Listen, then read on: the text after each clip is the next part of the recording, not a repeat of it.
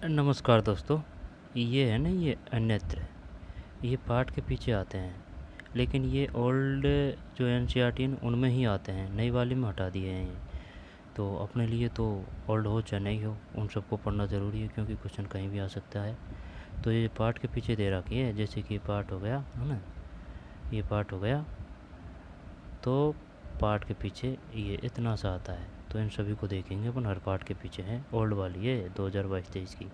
23-24 की में तो हटा दिया है, लेकिन परीक्षा की दृष्टि से सभी महत्वपूर्ण है कंपटीशन की। तो चलिए शुरू करते हैं। तांग वंश के युग का चीन। चीन में तांग राजवंश के तहत एक साम्राज्य स्थापित हुआ जो लगभग 300 वर्षों तक 7वीं से 10वीं सदी तक सत्ता में रहा। इसकी राजधानी सियान दुनिया के सबसे बड़े नगरों में से एक थी, जहाँ तुर्की, ईरानी, भारतीय, जापानी, कोरियाई आया जाया करते थे। तांग सांग परीक्षा के माध्यम से नियुक्ति गई नौकरशाही द्वारा प्रकाशित होता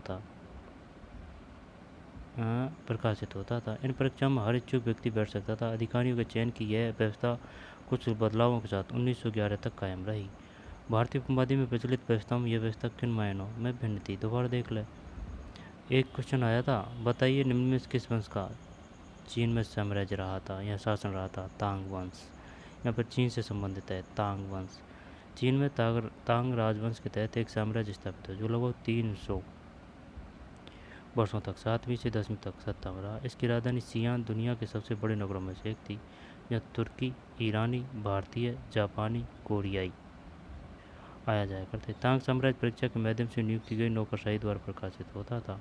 इन परीक्षाओं में हर व्यक्ति बैठ सकता था। अधिकारियों के चयन की यह व्यवस्था कुछ बदलावों के साथ 1911 तक कायम रही। भारतीय उपमहाद्वीप में प्रचलित व्यवस्थाओं में यह व्यवस्था किन मायनों में भिन्न थी? ठीक, ये हो गया। अब अगले पार्ट के चलते हैं। 3 श्रेणियाँ, ईश्वरीय शांति, नाइट और धर्म युद्ध। 3 श्रेणियों का विचार सबसे पहले 11वीं शताब्दी के आरंभ में फ्रांस में सूत्रबद्ध किया गया। इसके अनुसार समाज को 3 वर्गों में विभाजित किया गया: प्रार्थना करने वाले, युद्ध करने वाला वर्ग और खेती करने वाला वर्ग। किसमें? फ्रांस में। 3 वर्गों में समाज के इस विभाजन को ईसाई धर्म का समर्थन प्राप्त था। इस विभाजन से ईसाई धर्म को समाज में अपने प्रबल प्रभाव को और भी दृढ़ करने की सहायता मिलती थी। इस विभाजन से योद्धाओं का एक नया समूह भी उभरा। इन योद्धाओं को नाइट कहा जाता था। नाइट। ईसाई धर्म एक समूह को संरक्षण देता था और अपनी ईश्वरीय शांति की अवधारणा के प्रसार में इनका उपयोग करता था। नाइटों से अपेक्षा की जाती थी कि वे धर्म और ईश्वर से सेवा में समर्पित योद्धा रहें। कोशिश यह रहती कि इन योद्धाओं को आपसी लड़ाई भिड़ाई से विमुख करके उन मुसलमानों के विरुद्ध युद्ध करने भेज दिया जाए। एक मिनट। ईसाई धर्म एक समूह को संरक्षण देता था और अपनी ईश्वरीय शांति की अवधारणा के प्रसार में उनका उपयोग करता था। नाइटों से अपेक्षा की जाती थी कि वे धर्म और ईश्वर की सेवा में समर्पित योद्धा रहें। कोशिश यह रहती कि इन योद्धाओं को आपसी लड़ाई भिड़ाई से विमुख करके उन मुसलमानों के विरुद्ध युद्ध करने भेज दिया जाए जिन्होंने यरूशलेम शहर पर कब्जा कर रखा था। इस प्रयत्न के परिणामस्वरूप सैनिक अभियानों की एक श्रृंखला चली, जिसे क्रूसेड यानी धर्म युद्ध कहा गया है। यह क्वेश्चन आ चुका है। क्रूसेड युद्ध हुए थे। ईश्वर तथा धर्म की सेवा में किए गए इन अभियानों ने नाइटों की हैसियत पूरी तरह बदल डाली। पहले नाइटों की गिनती कुलीनों में नहीं होती थी, मगर फ्रांस में 11वीं सदी के अंत तक और जर्मनी में उससे एक सदी बाद इन योद्धाओं के दीनहीन अतीत को भुला दिया गया। 12वीं सदी तक तो कुलीन वर्ग के लोग भी नाइट कहलाना चाहने लगे थे।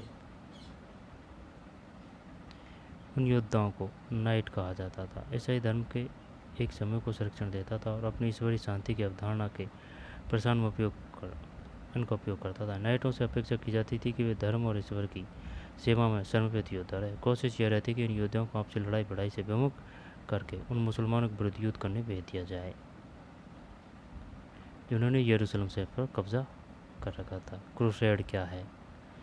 यानी कि कुल मिला के बात यह है, पहले नाइट को कुछ नहीं समझते थे, है ना, योद्धा थे पहले नाइट, लेकिन फिर नाइट का दूसरा अर्थ हो गया भाई।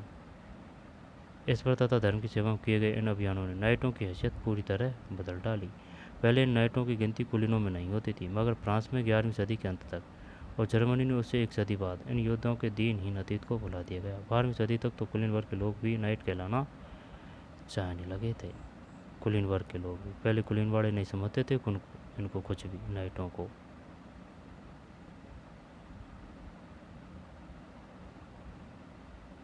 इस बार ये शांत थी। अगले पे चलते हैं, अगले पार्ट पे। अब ये अगला पार्ट का है, राजा और रानियाँ। 16वीं सदी में मुगलों के लगभग समकालीन संसार के विभिन्न भागों में भी कई महान राजा रानियाँ थे। इनमें ओटोमन तुर्की के सुल्तान सुलेमान 1520 से 1566, यानी कि ये हो गया भाई साहब 40, यानी कि 46 साल शासन किया था। इसके राज्य में ओटोमन राज्य का विस्तार यूरोप की ओर हुआ। उसने हंगरी को अपने राज्य के साथ मिला लिया और ऑस्ट्रिया को घेर लिया। उसकी फौजों ने बगदाद और इराक भी हथिया लिए। मोरक्को उत्तरी अफ्रीका के बहुत सा हिस्सा ओटोमन सत्ता को मानता था। मोरक्को उत्तरी अफ्रीका का बहुत सा हिस्सा ओटोमन सत्ता को मानता था। सुलेमान ने ओटोमन नौसेना का पुनर्गठन किया। पूर्वी भूमध्य सागर के इलाकों पर इस नौसेना के प्रभुत्व की वजह से स्पेन के साथ उसकी प्रतिस्पर्धा हुई। अरब सागर में इस नौसेना के पुर्तगालियों को चुनौती दी। सम्राट को अल कानूनी विधि निर्माता का खिताब दिया गया क्योंकि उसके शासनकाल में बड़ी संख्या में नियम कानून बनाए गए थे। इन नियमों का लक्ष्य यह था कि बढ़ते हुए साम्राज्य के विभिन्न क्षेत्रों को ध्यान में रखते हुए प्रशासनिक तरीकों का मानकीकरण हो ताकि किसानों को बेकार और भारी करों से बचाया जा सके। आगे चलकर 17वीं शताब्दी में ओटोमन क्षेत्रों में जब सार्वजनिक व्यवस्था का पतन हुआ तो सुलेमान कानूनी काल को आदर्श शासनकाल के रूप में याद किया जाने लगा। अकबर के अन्य समकालीन शासकों के बारे में पता लगाएं। इंग्लैंड की शासक रानी एलिजाबेथ 1568 से 1603। ईरान का सफाविद शासक शाह अब्बास ईरान का 1588 से 1629। और इनसे कहीं ज़्यादा विवादास्पद रही शासक जार इवान चतुर्थ वेसिलिएविच 1530 से 84, जो इवान दी टेरिबल नाम से कुख्यात है। इवान चतुर्थ वेसिलिएविच रूसी शासक नाम से कुख्यात है। दोबारा देख लेते हैं, राजा और रानियाँ। 16वीं सदी में मुगलों के लगभग समकालीन संसार के विभिन्न भागों में भी कई महान राजा रानियाँ थे। इनमें ओटोमन तुर्की के सुल्तान सुलेमान 1520 से 1566 शामिल है। तुर्की में किसका शासन था? सुलेमान, ओटोमन तुर्की। उसके राज्य में ओटोमन राज्य का विस्तार यूरोप की ओर हुआ। उसने हंगरी को अपने राज्य के साथ मिला लिया, ऑस्ट्रिया को घेर लिया। उसकी फौजों ने बगदाद और इराक भी हथिया लिया। मोरक्को उत्तरी अफ्रीका का बहुत सा हिस्सा ओटोमन सत्ता को मानता था।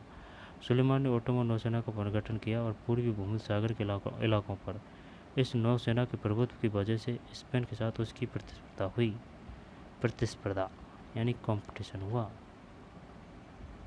पूर्वी भूमध्य सागर के इलाकों पर इस नौसेना के प्रभुत्व की वजह से अरब सागर में इस नौसेना ने पुर्तगालियों को चुनौती दी। सम्राट को अल कानूनी विधि निर्माता का खिताब दिया गया। अल कानूनी विधि निर्माता का खिताब दिया गया क्योंकि उसके शासनकाल में बड़ी संख्या में नियम कानून बनाए गए थे। सम्राट को अल कानूनी क्योंकि उसके शासनकाल में बड़ी संख्या में नियम कानून बनाए गए थे। इन नियमों का लक्ष्य यह था कि बढ़ते हुए साम्राज्य में विभिन्न क्षेत्रों को ध्यान में रखते हुए प्रशासनिक तरीकों का मानकीकरण हो ताकि किसानों को बेकार और भारी करों से बचा जा सके।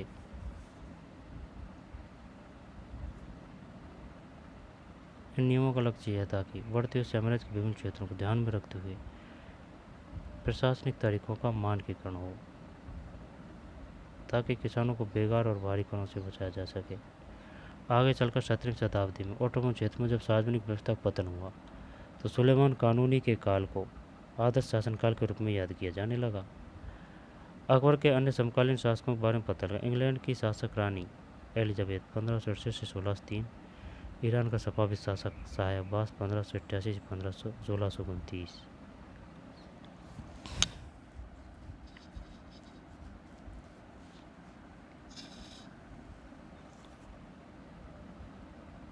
क्वेश्चन कैसे आएगा? क्वेश्चन ऐसे आएगा, बताइए अकबर के समकालीन थे।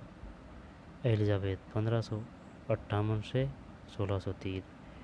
ईरान का सफाविद शासक शाह अब्बास 1588 से 1629। और इनसे कहीं ज़्यादा विवादास्पद रूसी का शासक जार इवान चतुर्थ वेसिलिएविच 1530 से 84। शक्तिशाली था भाई, 54 साल। इवान द टेरिबल के नाम से कुख्यात है। अल कानूनी ओटोमन सुल्तान सुलेमान 1520 से 1566। आगे चलते हैं। आसमान छूते चर्च। 12वीं शताब्दी से फ्रांस में आरंभिक भवनों की तुलना में अधिक ऊंचे व हल्के चर्चों के निर्माण के प्रयास शुरू हुए। वास्तुकला की यह शैली गोथिक नाम से जानी जाती है। गोथिक। आसमान छूते चर्च। 12वीं शताब्दी से फ्रांस में आरंभिक भवनों की तुलना में अधिक ऊंचे व हल्के चर्चों के निर्माण के प्रयास शुरू हुए। वास्तुकला की यह शैली गोथिक नाम से जानी जाती है। इस शैली की विशेषता नुकीले ऊंचे मेहराब, रंगीन कांच का प्रयोग, जिसमें प्राय बाइबल से लिए गए दृश्यों का चित्रण है, तथा उड़ती हुई पुश्तें, दूर से ही दिखने वाली ऊंची मीनारें और घंटी वाले बुर्ज बाद में चर्च से जुड़े। इस वास्तुकलात्मक शैली के सर्वोत्कृष्ट ज्ञात उदाहरणों में से एक पेरिस का नाइटे ड्रम चर्च है। नाइटे ड्रम चर्च है।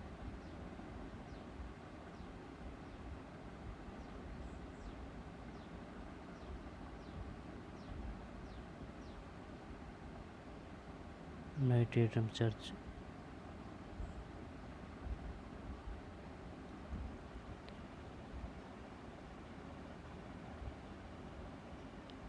बारहवीं और 13वीं शताब्दी के कई दशकों में इसका निर्माण हुआ। 12वीं और 13वीं। जिस पर एक नज़र डालें और घंटी वाले बुर्जों को पहचानने की कोशिश करें। नाइटे ड्रम चर्च है। गोथिक किसे कहते हैं? वास्तुकला की एक शैली गोथिक नाम से जानी जाती है। इस शैली की विशेषता नुकीले ऊंचे मेहराब, रंगीन कांच का प्रयोग, जिसमें प्राय बाइबल से लिए गए दृश्यों का चित्रण है, तथा उड़ते हुए पुश्ते, दूर से ही दिखने वाली ऊंची मीनारें और घंटी वाले बुर्ज बाद में चर्च से जुड़े।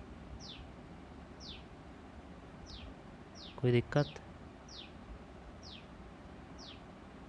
आसमान छूते चर्च। आगे चलते हैं। अब ये अगला पार्ट का है। ये सीरीज है अन्यत्र की, यानी कि पार्ट के पीछे आता है एक छोटा सा चैप्टर। वास्को डी गामा और क्रिस्टोफर कोलंबस। 15वीं शताब्दी में यूरोपीय नाविकों द्वारा समुद्री मार्ग खोजने के अभूतपूर्व कार्य किए गए। उनमें से अनेक नाविक भारतीय उपमहाद्वीप तक पहुंचने का मार्ग खोजने और मसाले प्राप्त करने की इच्छा से प्रेरित थे। पुर्तगाली नाविक वास्को डी गामा अटलांटिक महासागर के साथ साथ यात्रा करते हुए केप ऑफ गुड होप से निकलकर और हिंद महासागर को पार करके भारत पहुंचा। उसे अपनी पहली यात्रा को पूरा करने में 1 वर्ष से अधिक समय लगा। वह 1498 में कालीकट पहुंचा और अगले वर्ष पुर्तगाल की राजधानी लिस्बन लौट गया। 1498 में इस समुद्री यात्रा के दौरान उसके 4 में से 2 जहाज नष्ट हो गए और 170 यात्रियों में से केवल 54 ही जीवित बचे। इन प्रत्यक्ष खतरों के बावजूद जो मार्ग खोजे गए वे अत्यंत लाभकारी सिद्ध हुए और इसके बाद तो अंग्रेज, हॉलैंडवासी और फ्रांसीसी नाविकों ने भी उनका अनुसरण करना प्रारंभ कर दिया। भारत पहुंचने के लिए समुद्री मार्गों की खोज का एक अन्य सुपरिणाम निकला, जिसकी किसी को आशा नहीं थी। एक इटलीवासी क्रिस्टोफर कोलंबस ने भारत पहुंचने का मार्ग खोजने के लिए आर्कटिक महासागर को पार करके पश्चिम की ओर यात्रा करने का निश्चय किया।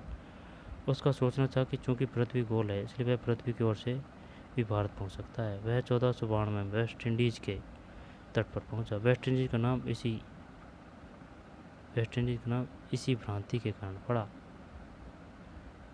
उसके पीछे स्पेन और पुर्तगाल के नाविक और विजेता भी वहां आते रहे। उन्होंने मध्य और दक्षिण अमेरिका के बड़े बड़े भागों को अपने कब्जे में कर लिया और अक्सर उन प्रदेशों की पहली वाली बस्तियों को नष्ट कर दिया।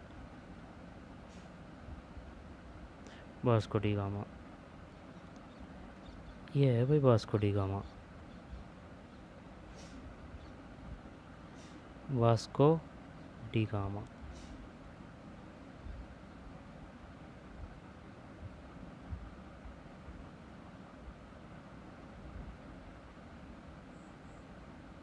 चित्र है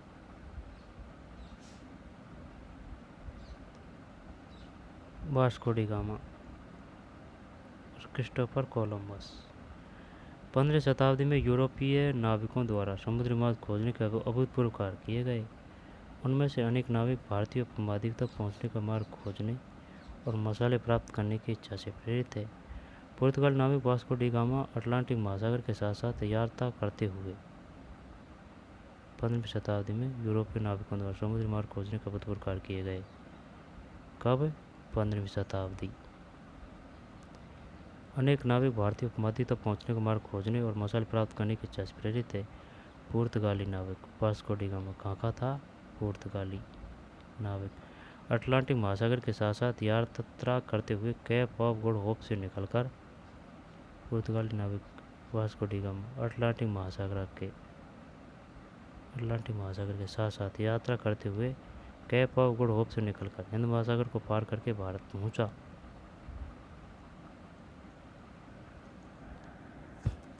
उसे अपनी पहली यात्रा को पूरा करने में 1 वर्ष से अधिक समय लगा। वह 1498 में कालीकट पहुंचा और अगले वर्ष पुर्तगाल की राजधानी लिस्बन लौट गया। इस समुद्री यात्रा के दौरान उसके 4 में से 2 जहाज नष्ट हो गए और 170 यात्रियों में से 54। वो बात तो तेरी सही है, लेकिन कौन सी शताब्दी की बात है? 15वीं शताब्दी।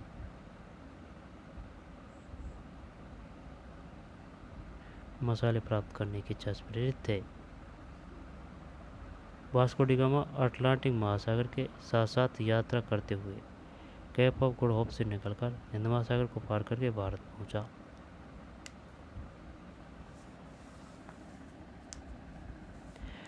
उसे अपनी पहली यात्रा को पूरा करने में 1 वर्ष से भी अधिक समय लगा। वह 1498 में कालीकट पहुंचा और अगले वर्ष पुर्तगाल की राजधानी लिस्बन लौट गया। ये क्वेश्चन आ चुका है। कालीकट पहुंचा था 1498 में वास्को डी गामा, फिर अगले वर्ष लिस्बन लौट गया, पुर्तगाल की राजधानी लिस्बन लौट गया।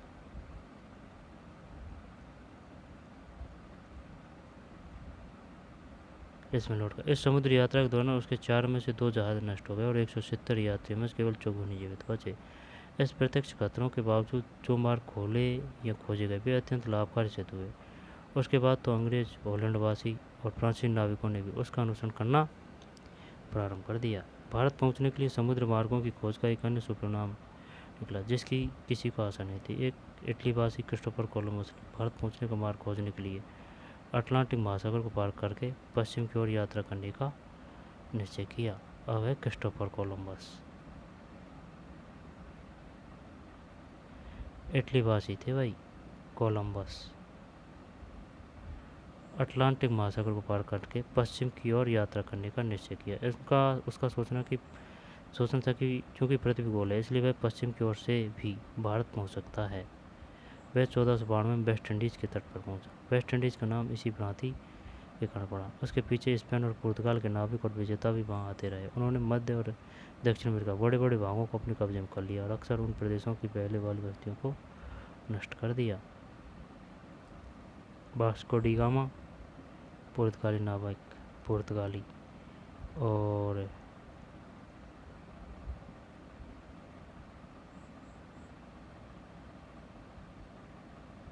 और क्रिस्टोफर कोलंबस इटलीवासी 1492 में वेस्ट इंडीज़,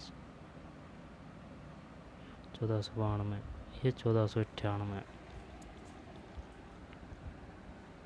कालीकट पहुंचा। कौन? Vasco D gamma West Indies वाली बस्तियों को नष्ट कर दिया। आगे चलते हैं।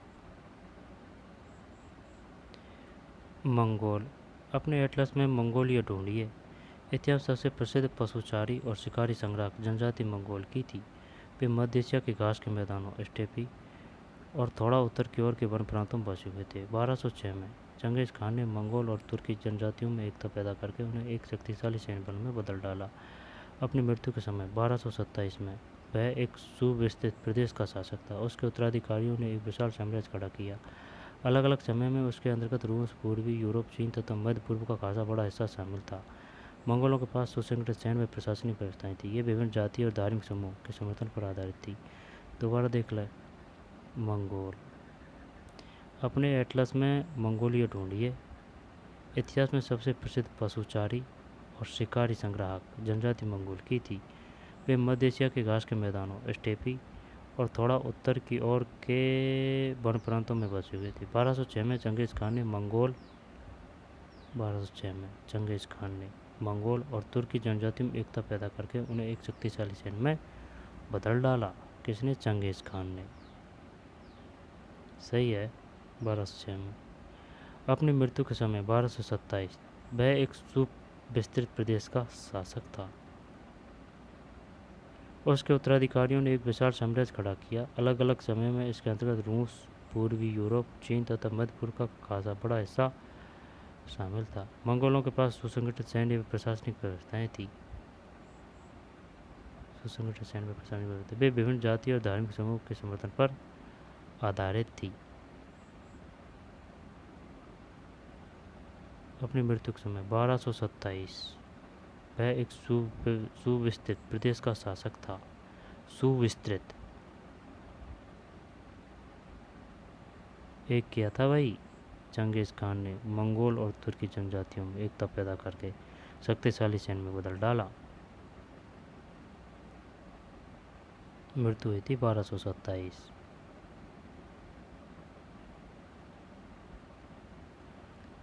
उसके उत्तराधिकारियों ने एक विशाल साम्राज्य खड़ा किया। अलग अलग समय में इसके अंतर्गत रूस, पूर्वी यूरोप, चीन तथा मध्य पूर्व का खासा बड़ा हिस्सा शामिल था। मंगोलों के पास सुसंगठित सैन्य एवं प्रशासनिक व्यवस्थाएं थी।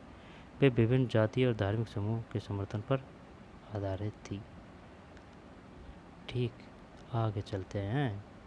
1206, 1227 स्टेपी और चंगेज खान, मंगोल और तुर्की जनजातियों में एकता। अब ये अगला पाठ खा रहा है अन्यत्र। मार्टिन लूथर और धर्म सुधार आंदोलन। मार्टिन लूथर और धर्म सुधार आंदोलन। 16वीं सदी का समय यूरोप में भी एक धार्मिक अंतक्षोभ यानी उथल पुथल का काल था। तब ईसाई धर्म में अनेक परिवर्तन हुए, जिन्हें लाने वाले महत्वपूर्ण नेताओं में से एक थे मार्टिन लूथर। 1483 से 1546। 1483 से 1546 मार्टिन लूथर काफ़ी प्रसिद्ध नाम है।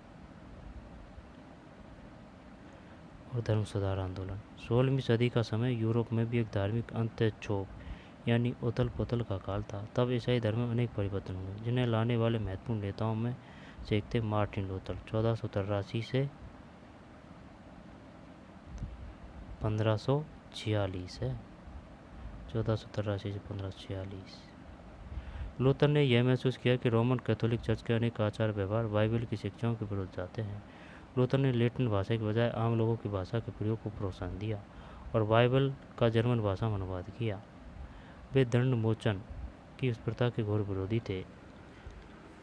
दंड मोचन की इस घोर प्रथा के विरोधी थे, जिसके अंतर्गत पाप कर्मों को क्षमा दंड मोचन की उस प्रथा के घोर विरोधी थे, जिसके अंतर्गत पाप कर्मों को क्षमा कराने के लिए चर्च को दान दिया जाता था। छापेखाने के बढ़ते हुए प्रयोग से उनकी रचनाओं का व्यापक रूप से प्रचार हुआ। अनेक प्रोटेस्टेंट ईसाई संप्रदाय अपना उद्भव लूथर की शिक्षाओं में ही खोजते हैं। मार्टिन लूथर द्वारा जर्मन भाषा में अनुवादित बाइबल का शीर्षक पृष्ठ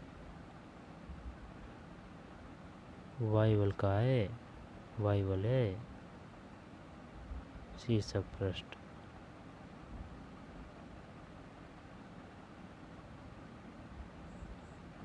1483 से 1546 मार्टिन लूथर। 1483 से 1546 मार्टिन लूथर और धर्म सुधार आंदोलन।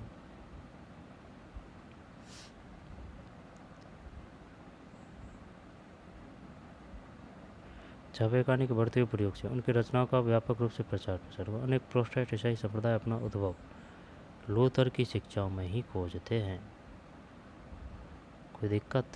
कोई दिक्कत नहीं।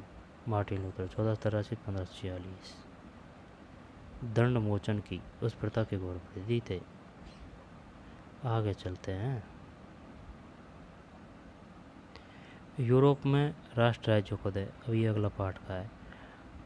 यूरोप में राष्ट्र राज्यों को दे 18वीं शताब्दी के अंत तक यूरोप के लोग स्वयं को एक साम्राज्य जैसे ऑस्ट्रिया हंगरी साम्राज्य की प्रजा या किसी चर्च जैसे यूनानी रूढ़िवादी चर्च के सदस्य मानते थे। परंतु 18वीं शताब्दी के अंतिम दशकों में लोग स्वयं को एक ऐसे समुदाय के सदस्य के रूप में भी पहचानने लगे जो एक भाषा जैसे कि फ्रेंच या जर्मन बोलते थे। प्रारंभिक 19वीं शताब्दी में रोमानिया में विद्यालय पाठ्य पुस्तक ग्रीक के स्थान पर रोमानियन में लिखी जाने लगी और हंगरी में लैटिन के स्थान पर हंगरियन को राजभाषा के रूप में अपनाया गया। यह और इसी प्रकार की अन्य प्रक्रियाएं ने लोगों को यह बोध कराया कि प्रत्येक भाषी समुदाय एक अलग राष्ट्र था। 19वीं शताब्दी के अंतिम दशकों में इटली और जर्मनी के एकीकरण के लिए हुए आंदोलनों ने इस भावना को और अधिक बल दिया। दोबारा से देखते हैं। यूरोप में राष्ट्र राज्यों का उदय। 18वीं शताब्दी के अंत तक यूरोप के लोग स्वयं को एक साम्राज्य जैसे ऑस्ट्रिया हंगरी साम्राज्य की प्रजा या किसी चर्च जैसे यूनानी रूढ़िवादी चर्च के सदस्य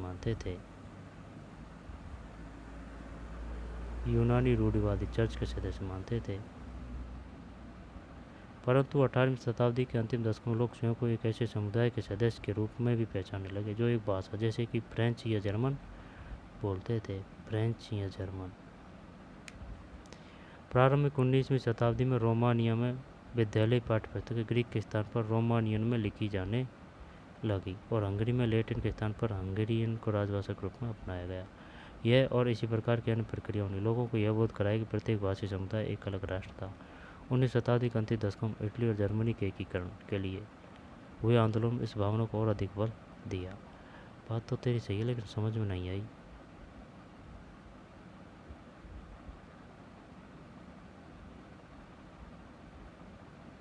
फ्रेंच या जर्मन बोलते थे।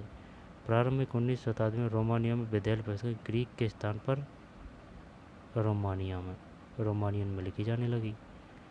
हंगरी में लैटिन के स्थान पर हंगरियन को राजभाषा के रूप में अपनाया गया।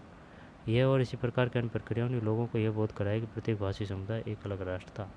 19वीं शताब्दी के अंतिम दशकों में इटली और जर्मनी के एकीकरण के लिए हुआ आंदोलन इस भावना को और अधिक बल। ठीक है, अगले चलते हैं। अब है फ्रांसीसी क्रांति 1789 से 1794। 18वीं शताब्दी में भारत की विभिन्न राज्य व्यवस्थाओं में जनसाधारण को अपनी अपनी सरकारों के कार्यों में हिस्सा लेने का अधिकार नहीं था। ऐसी स्थिति पश्चिमी दुनिया में 18वीं शताब्दी के आखिरी दशक तक बनी हुई थी। अमेरिका 1776 से 1781 और फ्रांसीसी क्रांतियों ने स्थिति को और साथ साथ अभिजात वर्ग के सामाजिक व राजनीतिक प्राधिकारों को चुनौती दी। फ्रांसीसी क्रांति के दौरान मध्य वर्गों, किसानों और शिल्पकारों ने पादरीगण और अभिजातों के विशेषाधिकारों के खिलाफ लड़ाई लड़ी। उनका मानना था कि फ्रांसीसी क्रांति 1789 1794। 18वीं शताब्दी में भारत की विभिन्न राज्य व्यवस्थाओं में जनसाधारण को अपनी अपनी सरकारों के कार्यों में हिस्सा लेने का अधिकार नहीं था। ऐसी स्थिति पश्चिमी दुनिया में और 18वीं शताब्दी के आखिरी दशकों तक बनी हुई थी। अमेरिकी 1776 से 1781 अमेरिकी 1776 से 1781 और फ्रांसीसी क्रांतियों ने इस स्थिति को और साथ साथ अभिजात वर्ग के सामाजिक व राजनीतिक प्राधिकारियों को चुनौती दी। फ्रांसीसी क्रांति के दौरान मध्य वर्गों, किसानों, शिल्पकारियों ने पादरीगण और अभिजातों के विशेषाधिकारों के खिलाफ लड़ाई लड़ी। उनका मानना था कि समाज में किसी भी समूह के जन्माधिकार प्राधिकार नहीं होने चाहिए, बल्कि लोगों की सामाजिक स्थिति योग्यता पर निर्भर करनी चाहिए। फ्रांसीसी क्रांति दार्शनिकों ने यह सुझाया कि सभी के लिए समान कानून, समान अवसर होने चाहिए। उनका यह भी कहना था कि सरकार की सत्ता लोगों से बननी चाहिए, जनता को सरकार के कार्यों में भूमिका अदा करने का अधिकार होना चाहिए। फ्रांसीसी और अमेरिकी क्रांतियों जैसे आंदोलनों ने धीरे धीरे प्रजाओं को नागरिकों में बदल डाला। आंदोलनों ने, बहुत बड़ी बात है, प्रजाओं को नागरिकता, राष्ट्रीय राज्य व लोकतांत्रिक अधिकारों के विचारों ने भारत में 19वीं शताब्दी के अंतिम दशकों से जड़ पकड़ी। दोबारा देख ले भाई, बात आ रही है फ्रांसीसी क्रांति की 1789 से 1794।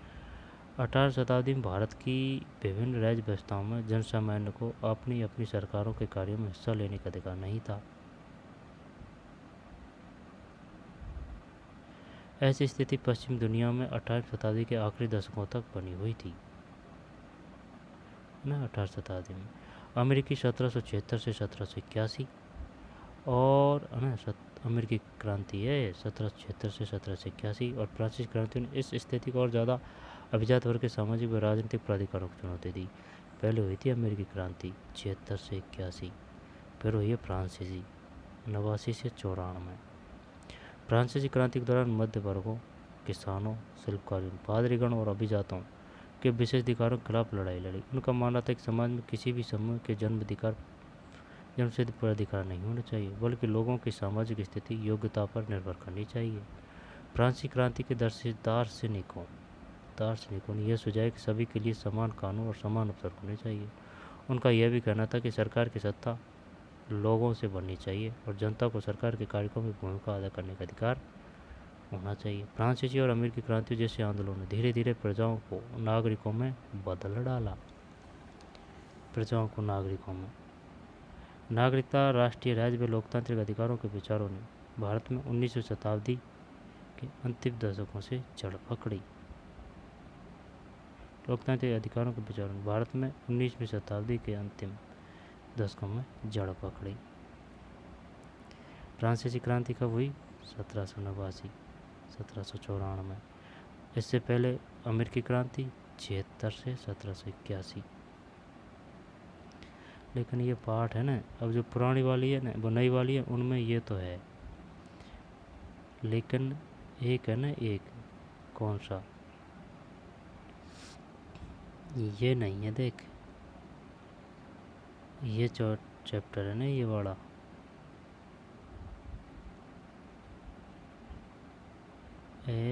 ये वाला, एक मिनट, हैदराबाद, पुराने मुगल प्रांत, इनमें से एक दो नहीं है। नई वाली में कटौती कर दी सिलेबस की। अब सिलेबस की कटौती करिए, वो सिलेबस, अरे एक मिनट यार, क्या हो रहा है ना।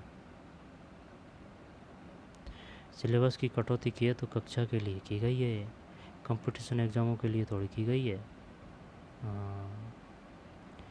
देख लेते हैं पुराने मुगल प्रांत, ये नहीं है उसमें, और तो है, ये है, ये चित्र भी नहीं था, नहीं ये तो है, ये तो था, लेकिन ये है ना, ये नए राज्यों को दे, इनमें देख बात बताऊँ तो हैदराबाद वाला नहीं है, और अवध वाला नहीं है, और बंगाल वाला नहीं है, और ये नहीं है। ये पूरा चैप्टर ही हटा दिया। फिर ये है राजपूतों की वतन जागीर है। चल पढ़ लेते हैं इसको। पुरानी पढ़ लेता तो बढ़िया रहता है यार, क्योंकि देखें नई में कछु को हटा दियो, कछु को नहीं, लेकिन पुरानी में सब है, यह है बात।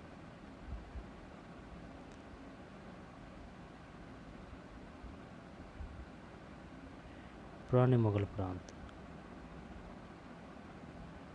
इसको अलग वीडियो में बना लेंगे। तो मिलते हैं नई वीडियो में, धन्यवाद।